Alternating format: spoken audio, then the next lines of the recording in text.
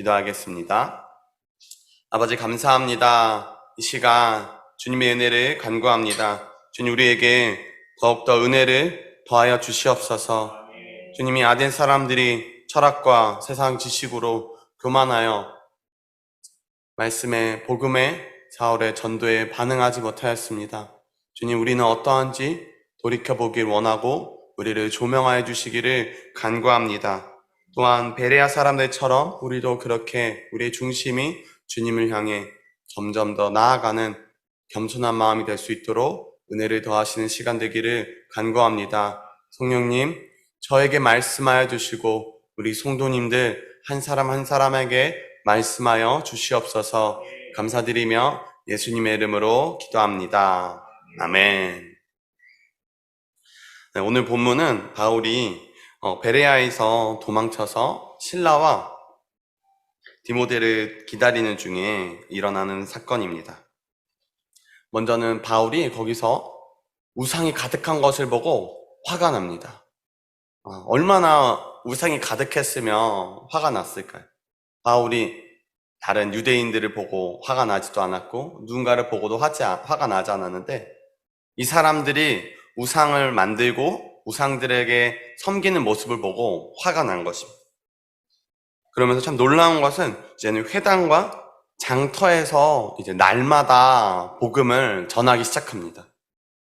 회당에서 유대인과 경건한 사람들, 하나님을 믿되 예수를 믿지 않는 자들, 그러나 하나님 말씀대로 살아가려고 하는 이들에게 복음을 전하고 장터에서는 아마 일반 사람들, 일반 서민들에게 아마 복음을 전했을 것입니다. 그리고 만나는 사람들과 계속 변론합니다. 그 만나는 사람들에는 철학자들이 있습니다. 18절에 에피쿠로스 그리고 스토아 이 철학자들입니다. 그러면서 이들이 바울을 되게 내리깎는 것을 볼 수 있습니다. 말쟁이라고 바울을 묘사합니다. 수다쟁이라고도 이해할 수 있는, 그냥 가볍게 말이 많은 사람이다. 이해되지 않는 말하고 그냥 가벼운 말, 정말 이상한 말을 하는 사람이라고 사도 바울을 싸잡아 깎아내리는 것입니다. 왜 그렇다고 말합니까? 예수님과 부활을 전했기 때문이라고 합니다. 이들에겐 또 부활은 이상한 것이었습니다. 예수님, 하나님의 아들이 이 땅에 우리를 위해서 죽으러 왔다. 이것도 참 이상한 말인데 그 사람이 부활했다 라고 말하다니 그것이 이 철학자들에게는 이상하게 들렸던 것입니다. 그래서 이제는 사도 바울을 붙듭니다. 그래서 아르바고로 끌고 갑니다. 이 붙들다라는 말은 감옥으로 데려갈 때도 이 붙들다라고도 하지만 예수님을 꼭 붙잡을 때 그래도 이 붙들다라고도 합니다. 이들은 마치 사도 바울을 놀리기 위해서 어쩌면 데려간 걸지도 모르겠어요. 그러나 누군가는 정말 이렇게 말합니다. 이 가르침이 무엇인지 우리가 알 수 있겠느냐라면서 정말로 이 가르침을 듣고자 했던 것으로 보입니다. 그러나 이것이 이상하다, 우리 귀에 들리긴 하는데 이것이 이상하다, 무슨 뜻인지 모르겠다라는 것입니다.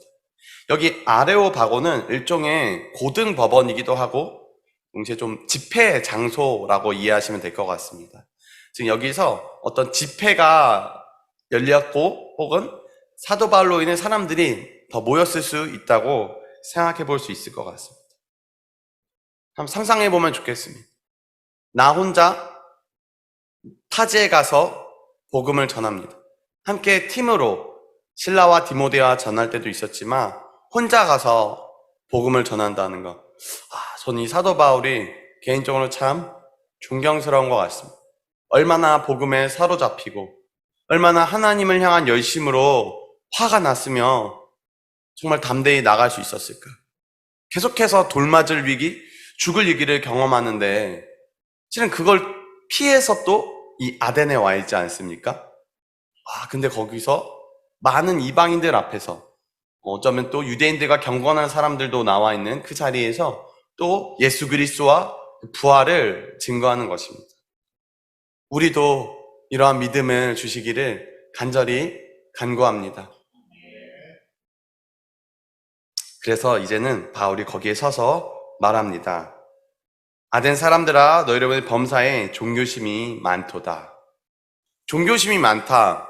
여러분, 종교적인 열심이, 참 열정이 많다고 이해할 수 있을 것입니다. 어떻게 보면 참 좋은 것 같습니다. 신앙심이 많다? 비슷하게 들리지만 실은 매우 다른 말입니다. 종교심이 많다는 건 이런 뜻입니다. 교회를 열심히 나간다. 열심히 예배에 참석한다. 열심히 헌금을 드린다. 열심히 무언가를 한다. 라고 이해할 수도 있을 것입니다. 이 사람들은 무엇입니까? 마치 자신의 힘으로 하나님에게 도달하려고 애쓰는 사람들입니다. 자신의 열심으로, 종교심으로, 철학으로 함께 다다르려고 하지만 우리는 알고 있습니다. 죄 때문에 결국에는 하나님께 도달하지 못한다는 것을 말입니다. 이 사람들은 끊임없이 신에 대해서 생각하고 묵상하고 그리고 철학하고 논쟁했을 것입니다. 소크라테스, 유명한 철학자요, 위대한 철학자입니다. 그 사람이 죽임을 당한 것도 신을 모독했기 때문이라고 합니다. 이들에게도 신은 매우 중요했던 것으로 보입니다. 그리고 이제 사도 바울이 전도하기 시작합니다. 그리고 이 전도의 목적은 예수님과 부활도 있지만 좀 더 정확하게는 이 본문에서만 볼 때는 회개가 좀 더 초점이었던 것으로 보입니다. 가끔 회개, 너가 잘못했으니까 돌이켜라는 말이 참 어떻게 들릴지 모르겠어요. 누군가에게는 화가 나고 불편할지 모르겠어요.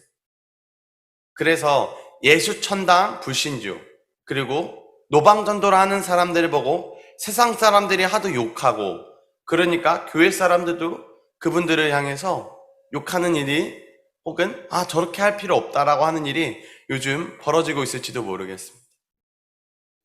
그리고 예수천당 불신주, 마치 노방전도를 오늘 누가 합니까? 사도 바울이 합니다. 여러분, 만약 이 고등법원, 이 당시 아테네는 민주주의 사회고 이런 식으로 움직였을 텐데 고등법원이 상당히 컸지 않았을까 싶습니다. 그곳에서 최소 수백 명, 많으면 수천 명이 이 사도 바울의 얘기를 듣는 것입니다. 노방전도처럼 지나가듯이 듣는 것도 아니라 그냥 집중해서 듣는 것입니다. 그리고 그것의 결과물이 어떻습니까? 베레아만 해도 많은 사람들이라고 표현하고 있는데 여기서는 몇 사람이 사도 바울에게 나아오고 복음을 듣고 예수님의 제자, 우리의 형제 자매가 됩니다. 그래도 사도 바울은 그 결과에 고민하지 않고 복음을 전한 것은 우리는 볼 수 있습니다. 요즘은 우리가 자본주의 세상, 우리는 속에 살고 있고 결과로 말하고 있습니다. 회사의 결과는 무엇입니까? 매출입니다. 영업이익이고 주식의 그 숫자들이 그 회사의 가치와 결과를 꼭 나타내는 것처럼 보입니다. 돈이 있으면 다 되는 것처럼 보이는 세상을 이 대한민국에선 살고 있습니다. 놀랍게도 북한과 중국도 그런 세상 속에 살고 있습니다. 윗동네에서 오신 장신대, 총신대에 나오신 목사님들이 이런 간증하는 것을 전 종종 들었습니다. 자신의 우상은 돈이었다.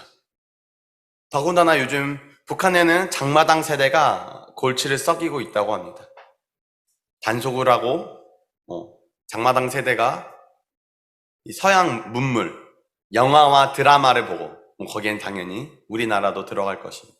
우리나라의 드라마와 영화를 보고 거기서 나오는 연애 방식, 결혼 방식을 보고 하는 것을 보고 김정은이 이것을 보고 뭐라 말을 하고 단속을 하고 잡아가고 있다고 태영호 어머님께서 유튜브에서 말해주신 것을 들었습니다. 무슨 일이 일어나고 있습니까?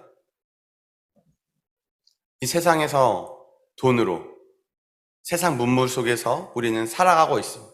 결과로 인해 나타나고 있고 북한 또한 그 영향에서 벗어나지 못한 것입니다. 아니, 원래 이 세상은 하나님을 섬길 것이냐? 재물을 섬길 것이냐? 하나님을 따라갈 것이냐? 세상을 따라갈 것이냐? 예수님의 제자와 하나님의 자녀로 살아갈 것이냐? 세상의 종이요? 앞잡이로 살아갈 것이냐? 사탄의 종으로 살아갈 것이냐? 실은 그 문제인 것입니다. 그래서 사도 바울이 이들에게 뭐라고 합니까? 회개하라고 합니다. 우리가 복음을 전해야 될 때 어쩌면 사랑하고 섬기고 하지만 첫 번째로 해야 될 말은 실은 우리가 회개해야 된다일지 모르겠습니다. 오늘 본문에서 사도 바울이 여러 가지 얘기들을 합니다. 먼저는 23절에 알지 못하는 신에게 라고 말합니다. 알지 못하는 신에게. 이게 무슨 말입니까? 그 사람들이 너무 종교심이 열심이니까 제우스 신, 아테네, 헬라 여러 신들의 조각상들을 만들어 놓고 금상, 동상 만들어 놓고 섬기는데 거기에 이름을 알 수 없는 신, 자신들이 모르는 신이 있을 수 있으니까 그 신을 위해서도 제단을 만들어 놨다는 것입니다. 놀라운 열심이죠. 놀라운 종교다원주의입니다. 놀라운 다신교입니다. 놀라운 철학에 기반한 믿음일 것입니다. 그리고 그들이 그런 것을 만들어놨으니까 그것을 보고 인용해서 설명해 주는 것이 그들이 최한 들을 수 있도록 말입니다.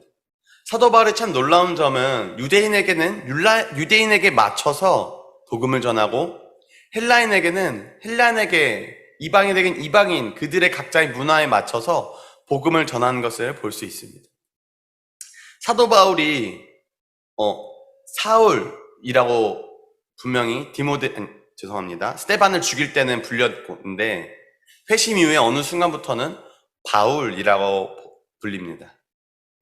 사울은 유대식 이름이고 그 유대식 이름을 헬라식으로 사울 유대식 이름을 헬라식 이름으로 바울이라고 부르는 것입니다.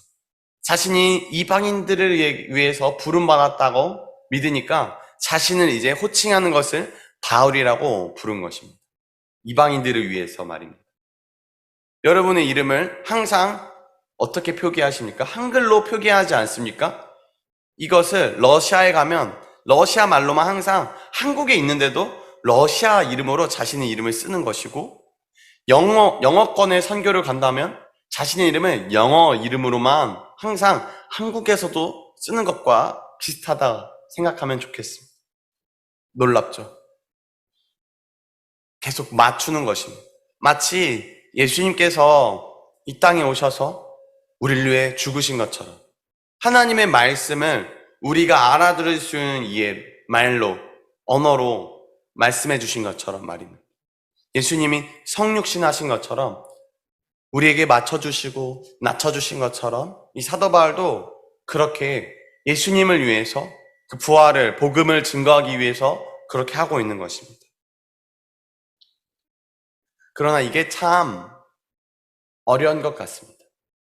오늘 본문을 보면 사도 바울이 실은 말하는 내용이 이 스토아학파와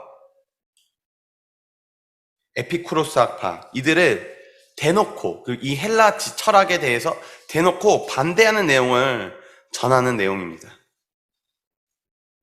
하나님은 한 분이라고 그러니까 단수로 하나님을 표현하는데요. 하나님은 한 분이다. 근데 스토아학파에서는 범신론 그리고 여기서 보시면 신이 많다라고 이들을 이해하고 섬겨온 것으로 우리는 볼 수 있습니다. 또 24절에 우주와 그 가운데 있는 만물을 지신 하나님께서 창조자가 계시다라는 것입니다. 근데 에피쿠로스 학파의 내용은 무엇입니까? 세상 만물은 영원 전부터 존재해온 원자들의 우연한 집합이다. 우연하게 생겨났다 많이 들어본 말입니다. 진화론에서 말하는 것입니다. 우연히 한 점이 빵 터져서 빅뱅, 우주가 생겼고 우연히 물질들이 세포가 되고 그 세포가 다세포가 되고 우연히 또 다세포가 동물이 되고 그 동물이 나중에 뭐가 됩니까? 사람까지 되었다. 이 진화론. 네, 이런 철학적인 것에 먼저 그들의 생각에 반하는 내용을 말해줘요. 왜요? 회개하라고 말입니다. 너희의 철학이 아니라 너희의 생각이 아닌 너희의 믿음이 아닌 이 믿음, 하나님을 믿으라고, 삼위일체를 믿으라고 전하는 것입니다. 25절에 또 무엇이 부족한 것처럼 사람의 손으로 섬김을 받으시는 것이 아니다. 하나님께서 천지의 주제시다라고 우리에게 알려주고 있고 이 아덴 사람들에게 전하고 있습니다. 이들의 사고는 무엇입니까? 신들을 만족시켜야 됐습니다. 전쟁도 어떤 전쟁입니까? 민족과 민족, 나라와 나라 전쟁, 더 나아가 신들의 전쟁이었습니다. 이것을 위해 제사를 하고 이것을 위해 공주도 바치는 이들의 전쟁이지 않습니까?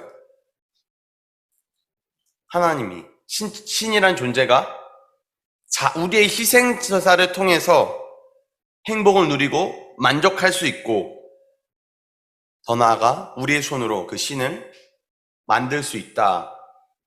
그 모습을 나타낼 수 있다라고 믿던 이들. 그들에게 대놓고 아니다. 당신들이 회개해야 된다라고 전하고 있는 것입니다. 또 26절에 인류의 모든 족속을 한 혈통으로 만드사 인류는 아담, 하와 이후로 모든 아담과 하와의 자손이다 라고 알려주고 있습니다. 하나님께서 지으신 우리의 모든 조상을 두고 있고 우리는 하나님의 피조물이다라고 알려주는 것입니다. 아덴 사람들은 아티카 그 본토의 흙에서 자신들이 생겨났고 다른 사람들과 다르다라고 자부했습니다. 자신들이 뭔가 다르고 우월하다라고 자신들의 철학적인 사고로 생각했다라는 것입니다. 또 26절에 온 땅에 살게 하시고 그들의 연대를 정하시며 거주의 경계를 정하셨으니 28절에 우리가 그를 힘입어 살며 기동하며 존재하느니라. 하나님은 인류의 모든 삶을 섭리하시고 주관하신다. 사람은 하나님을 힘입어서만 살아갈 수 있는 존재다. 하나님을 힘입어 산다. 이 생명이 유지될 수 있고 기동, 움직일 수 있으며 존재한다. 여기에 말 그대로 있을 수 있다라는 것입니다. 근데 에피쿠로스 학파의 그 자연신론은 신은 인간의 일에 절대 관여하지 않는다. 그런 철학이 있다라는 것입니다. 그러니까 많은 우상을 보고 화났던 사도 바울이 거기에 있었던 이름 없는 신의 제단을 보고 또한 에피쿠로스 학파와 스토아 학파와 논쟁하고 그러면서 이들의 철학이 어떠한지 알게 된 사도 바울이 한 말의 내용은 전적으로 그들의 내용을 그들에게 들을 수 있게끔 그러나 그들이 갖고 있는 생각과 100% 다른 내용을 전하고 있는 것입니다. 그들에게 맞추지만 그러나 완전한 복음을 하나님의 증거하고 회개하라고 전한 것입니다.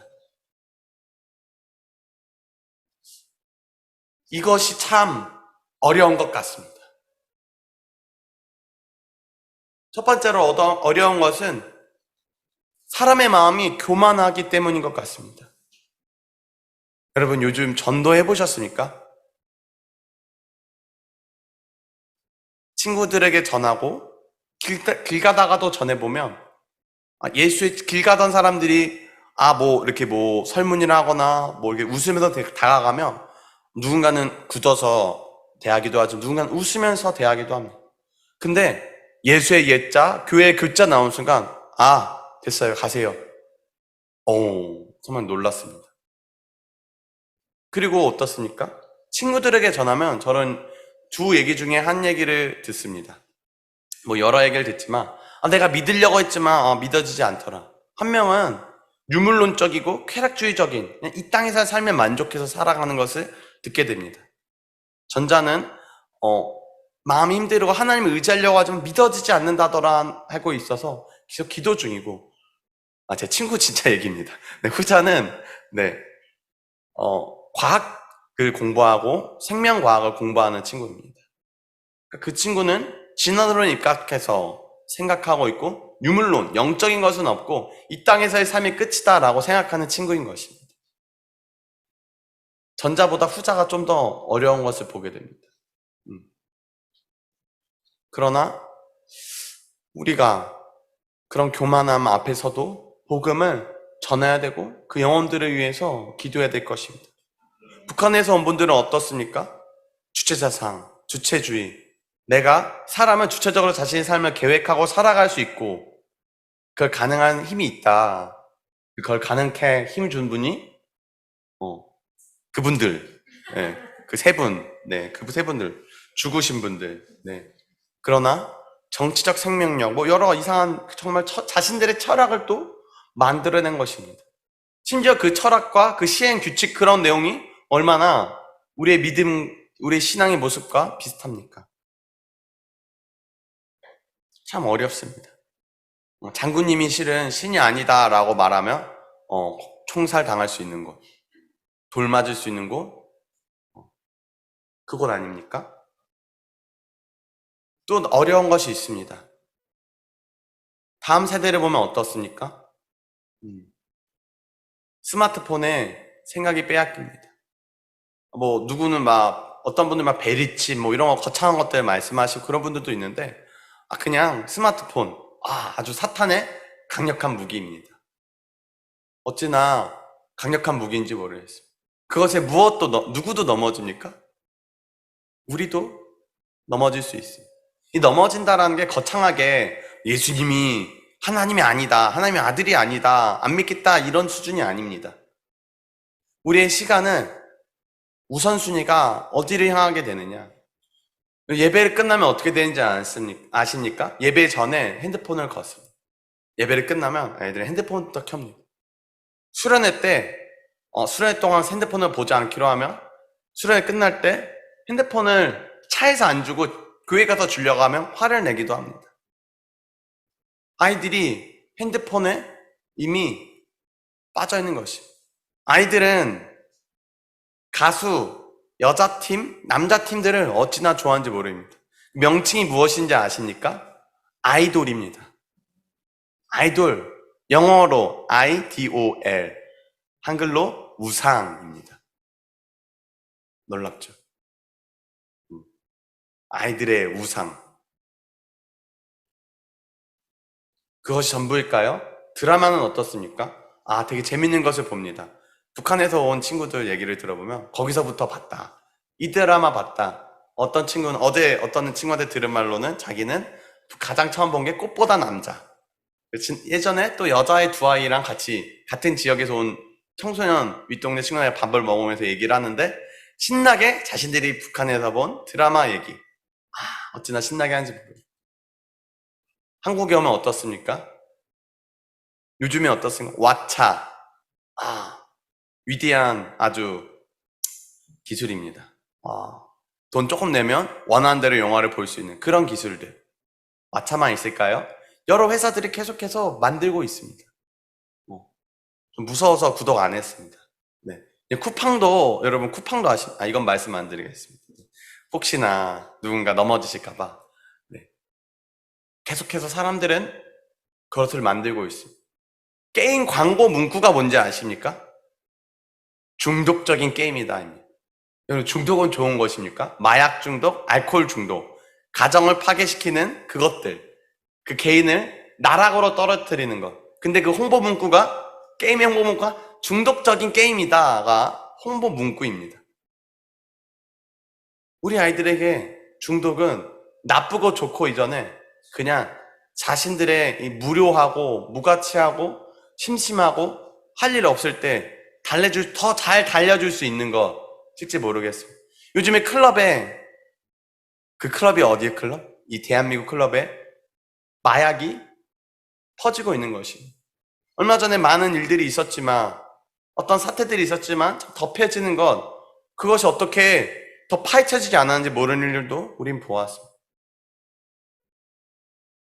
북한에서는 마약을 만들어 팔고 마약을 쉽게 접할 수 있다고도 하죠. 우리가 이 세상에 이 다음 세대들을 빼앗기고 있습니다.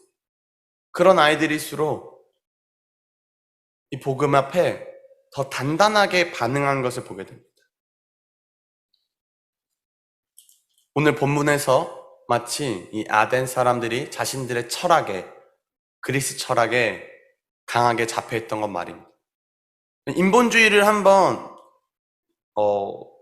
그리스도인들이 사용해 인문학이라고 표현할 수 있겠죠. 하나님 신본주의에 입각해서 인본주의를 바라보는 건 인문학, 인간의 문화, 철학과 역사와 문화, 문사철이라고 하죠. 문화, 역사, 철학. 근데 그 내용을 보면 어떤 내용들은 진짜 아름답게까지 느껴집니다. 와, 진짜 혹합니다. 사람을 사랑하기 위해서 만든 내용이기 때문입니다. 사람이 사람을 위해서 만든 내용. 사람이 수단이 되지 않고 목적이 돼야 된다. 얼마나 좋은 말입니까? 근데 거기에 하나님이 있으면 참 하나님의 사랑을 전하기 위한 좋은 지혜인데, 하나님이 없으면 하나님 없이 견고하게 성을 쌓고 바벨탑을 쌓을 수 있는 말입니다. 복음을 기반해서, 성경을 기반해서 기도하면서 바라보느냐 아니냐가 정말 많은 것을 바꾸게 됩니다. 그 아름다운 철학, 놀라운 철학을 이들은 그것으로 살았고, 그리스 신화로 살았던 많은 신들을 섬기며 자신의 두려움과 무가치함과 철학의 끝에 결국엔 신이 없고 쾌락주의로 빠지고, 물론 이 쾌락이 정신적 쾌락도 육체적 쾌락이 아닌 더 고등 철학이 쾌락이긴 하지만, 그러나 결국에는 죽음 앞에 회의주의로, 정말 견고한 회의주의자가 되기도 하는 그들을 보게 되지 않습니까? 이 땅에서 삶이면 끝이다거나 혹은 그냥 죽는 게 낫다거나, 그들에겐 부활도 없습니다. 그들에겐 다음 세계도 없고 영적인 것도 없습니다. 교만해진 것입니다. 다음 세대가 스마트폰과 드라마와 영화, 아이돌, 이 세상에 빼앗기는 거죠. 학업에도 빼앗기고 취업과 이성과 결혼에도 빼앗기는 거죠. 다음 세대만 그렇습니까요? 아니요. 우리의 모두 마음도 그럴지 모르겠습니다. 그래서 이들이 32절에 사도 바울의 말을 조롱합니다. 죽은 자의 부활을 듣고 조롱한다라는 것입니다. 그들에게 부활은 없습니다. 왜요? 이미 물질로 인해 다 죽었고 그런 것은 없기 때문입니다. 그런 힘도 없고 그런 능력도 없기 때문입니다. 어떤 사람들이 이에 대해서 다시 듣기 원합니다. 무엇이 이들을 갈랐을까요? 무엇이 이렇게 갈랐을까요? 더 극명하게 갈르는 모습이 앞에 10절, 15절부터를 보면 더 나옵니다. 여기에 어떤 내용입니까? 유명한, 우리가 구절 많이 들어봤을 만한 구절도 나옵니다. 베레아에 있는 사람들은 데살로니가에 있는 사람들보다 더 너그러워서 간절한 마음으로 말씀을 받고 이것이 그러한가 하여 날마다 성경을 상고함으로. 바울과 실라로부터 복음을 들은 이들, 베레아 사람들의 반응입니다. 이들은 어떻게 합니까? 조롱하였습니까? 무시하였습니까? 아니요. 말씀을 받았습니다. 그리고 날마다 성경을 상고 다시 묵상하고 생각해보고 깊이 연구해 본 것입니다. 이게 정말 그러한가 아닌가 본 것입니다. 우리도 참 이러길 원합니다. 이들의 마음이 어떠했습니까? 데살로니가에 있는 사람들보다 더 너그러워서, 원어를 보면 마음이 넓었다, 여유가 있다라고 이해하시면 좋겠습니다. 그래서 그 마음 안에 들어간 것입니다. 그 마음, 말씀을, 복음을 받습니다.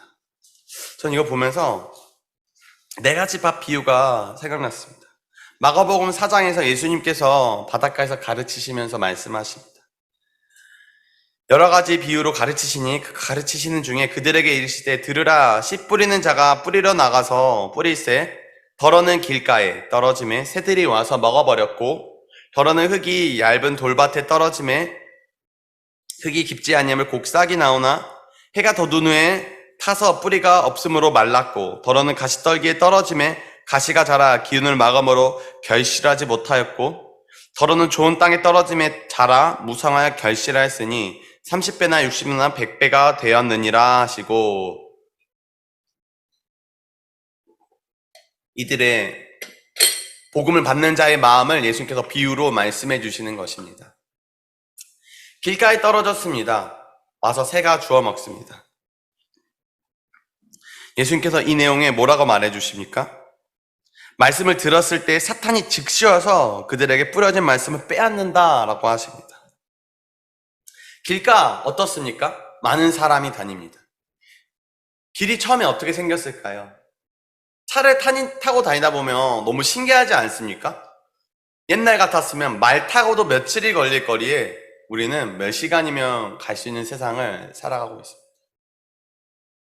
사람이 걸어서 몇 개월 걸렸을 거리를 차 타고 몇 시간이면 갈 수 있는 세상을 우리는 살아가고 있어요. 참 놀랐죠. 근데 그 옛날에는 길이 어떻게 생깁니까?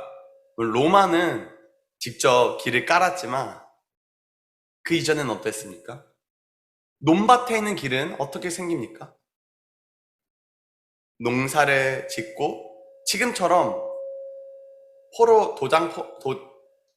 포장도로를 까는 것이 아니라 많은 사람이 밭과 논을 지나서 그냥 그 옆을 계속 밭과 밭 경계를 지나가니까 생겼을 것입니다. 그러면 그 길이 어떻게 됩니까? 단단해질 것입니다. 밭은 계속 곡괭이로 까고, 물론 농사를 분 다 잘 아시겠지만 돌도 솎아내고 잡초도 뽑아내고 하면 관리를 하니까 또 뒤엎기도 하고, 그러면 어떻습니까? 부들부들하고 좀 더 씨앗도 잘 심길 텐데, 이 길가는 단단한 것입니다. 씨앗이 들어갈 틈이 없습니다. 씨앗이 들어가기엔 너무 딱딱합니다. 그러니까 바로 새들이 와서 쪼아가는 것입니다. 아까 우리 아이들 말씀드렸던 대로 예배가 끝나고 바로 스마트폰을 보고 집에 가서 바로 또 게임에 들어가는 그런 모습이 어떤 것이겠습니까? 마치 길가와 같은 것입니다. 그 마음 안에 가득 이미 게임이 차 있고, 왜 예배가 끝나자마자 게임을 하고 아이돌 얘기를 하고 다시 드라마 얘기를 할까요? 왜 우리가 끝나자마자 다른 얘기를 하게 될까요? 그 마음 안에 그것들이 가득 차서 단단해져 있기 때문일 것입니다. 그러니까 그 외에도 많은 것으로 우리 마음은 단단해져 있을 것입니다. 견고한 마음, 딱딱한 마음. 어떻게 이 마음이 부드러워질 수 있을까요? 그 다음으로 어떻게 됩니까? 돌밭에 뿌려졌다고 합니다. 아마 길가나 주변에 돌이 솎아내지 않은 곳일 것입니다. 그래서 거기에서 그 사람들은 어떻게 말씀을 들을 때는 즉시 기쁨으로 받는다고 합니다. 그 속에 근데 뿌리가 없어서 잠깐 견디다 그 말씀, 예수님 믿기 때문에 받는 환난, 교회를 다니기 때문에 일어나는 일로 인해서 밖에 환난이 일어나면 넘어지는 것입니다. 실족하는 것입니다. 죄를 짓게 되는 것입니다. 우리나라의 예지연을 통해서 오는 분들이 종종 이런 일이 있는 것 같습니다. 혹은 1년, 2년 된 분들 중에도 있을 수 있는 일인 것 같습니다. 믿음은 생겼지만, 예수님은 영접했지만 말씀의 뿌리가 깊지 못한 것입니다. 어떤 선교사님은 어떤 자매들을 보면서 참 놀랍다, 기적이다 라고 표현하기도 했습니다. 예전에서 3개월 훈련 받은 걸로 어떻게 저렇게 세상 나가서 돈 벌러 안 나가고 일하지 않고 정말 교회에서 저기 예배 드리고 지금 저렇게 성장하고 있는지 모르겠다. 물론 그 성장한 분들과 이렇게 가까이 가서 얘기를 들어보면 그분들은 정말 흔들리고 있어요. 학업하면서 흔들리고, 누구 돈 번다는 얘기 흔들리고, 북한의 가족들 가끔 연락 오면 흔들리고, 얼마나 그 마음이 힘들지 그 누가 다 헤아릴 수 있겠습니까? 그러나 그분들은 버티고 있는 거예요. 뿌리가 조금 더 깊었던 것 같습니다. 신기하게도 그분들이 3개월이 아니라 4개월이나 5개월 정도 예전에 있던 분들입니다. 우리 이빌리 목사님 같은 경우에는 1년 정도, 한 1년 반년? 1년 6개월 정도 아마 훈련을 받았다고 저는 중국에 그랬다고 들었습니다. 의미 있는 내용인 것 같습니다. 뿌리가 얼마나 깊은. 문제는 그 돌이 솎아져야 된다는 것입니다. 단단한 돌이 반석에 깨부셔서 우리가 돌들을 솎아냈는데 이제 또 무엇이 있습니까? 가시밭도 있다는 거예요. 잡초들이 있습니다. 돈 때문에, 질병 때문에, 여러 개인의 생각 속에 어려움 때문에 이제는 자라지 못했다라는 것입니다. 그런 일들이 우리 교회 안에서도 얼마나 일어나고 때로는 우리의 마음 가운데 일어나지 않습니까? 어떤 염려가 우리를 사로잡고 우리의 걱정이 우리를 사로잡을 때 우리의 믿음이, 신앙이 거기에 턱 하고 막히는 것을 보게 됩니다. 이거는 안 돼, 이거는 할 수 없어 하고 도망치고 싶은 그런 때가 우리 안에 있다라는 것입니다. 그러나 좋은 밭에, 좋은 땅에 뿌려졌다는 것은 그 말씀을 받아서 나중에 30배, 60배, 100배의 결실을 맺게 된다라는 것입니다. 우리가 그러하기를 원합니다. 어쩌면 어떤 분들에게 환란이 찾아올지 모르겠습니다. 그것을 통해서 우리가 돌들이 깨져야 됩니다. 말씀을 통해서 우리 안에 잡초가, 가시덩굴이 솎아져야 됩니다. 하나님이 뿌리십니다. 그 마음이 어떤수록 좋은 밭일수록 다를 것입니다. 베레아 사람들은 어떻게 합니까? 그 마음이 너그럽다라 여유가 있다는 것입니다. 좋은 마음밭으로 되어 있는 것입니다.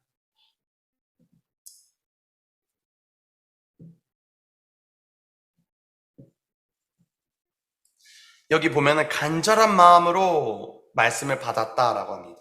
이 간절한 마음에는 실은 이 간절하다는 건 어떤 경향이나 성질, 어떤 준비되어 있는 상태를 말한다고 이해하실 수도 있을 것 같습니다. 이 준비되어 있는 마음입니다. 그냥 저는 이것을 보고 하나님의 은혜라고도 말할 수 있겠습니다.